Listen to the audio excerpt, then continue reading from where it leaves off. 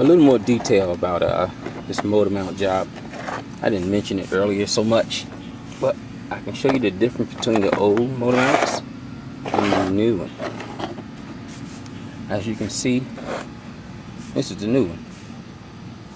And the strange thing is how much better it's made, because that metal right there is hitting the metal piece right here, just like the metal here. It's hitting that metal piece right there, and it won't allow the stud to go up any higher. So it will not be any pulling away of the rubber from this piece of metal, but that's a piece of metal too. And of course this is rubber. There won't be any pulling away of the metal, this piece of metal, from the rubber, because this stud won't allow it to go any further than this bottom piece of metal. Unlike the original. And the original, as you can see, it's got the same stud, but it's got all this space beneath, and that space isn't occupied with anything. And you can see it was made that way. It wasn't something that deteriorated.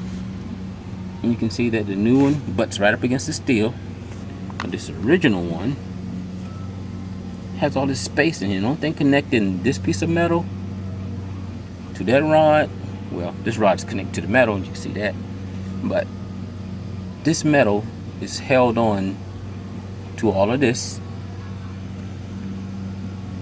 piece of metal by rubber. And like you say, rubber, and of course rubber deteriorates over time. So I imagine if you got anywhere around 100,000 miles on your car and you're getting a clunk, that's your issue. Especially if you got a high powered one like a ML, 500 or the 6.3, you're gonna probably have the same issue.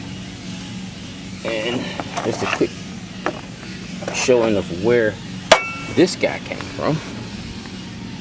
This is the mounting piece. Let me show you.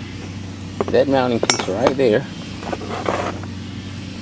mounts on top of this guy, like so. Alright. That piece attaches to, actually it's the piece that attaches to the motor. This is the cushioning effect between the motor and the framing work, which is the motor mount. The motor mount bolts drop through in the frame of the car. And I'll see if I can't show you where this is going back. Let's see. This is going back in there. See that square with the stud pattern? That is the piece of metal. I'm putting that right there. That actually mounts the motor mount. And it all goes up in there. As you can see, there's nothing in there right now. The only thing supporting the engine is that jack. Good bottle jack. Cut a piece of wood. Of course you want to put wood here, because you do not want to put anything direct pressure in the center or to this guy. This is only aluminum, so you might, I don't know, may not crack it, but go ahead and take a chance if you want, but I wouldn't.